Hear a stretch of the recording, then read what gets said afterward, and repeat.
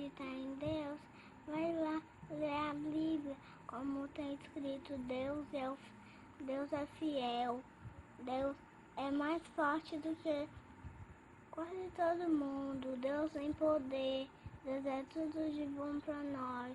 E eu vou falar de novo, quem não acredita em Deus, lá na Bíblia tem assim, Deus é o melhor, tem muitos poderes e sempre acreditou nele mesmo.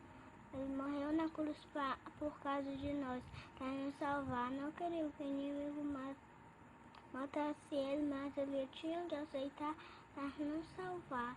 E quem só acredita no inimigo está fazendo a vontade do inimigo. O inimigo está gostando, mas Deus não está.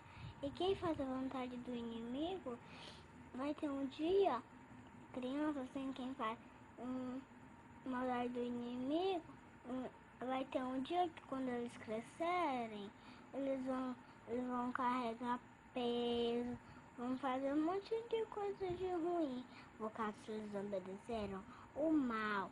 E o mal só tá fazendo isso pra juntar um exército aqui na terra pra afastar as coisas do bom e vir para as coisas do mal, mas Deus não vai deixar, que ele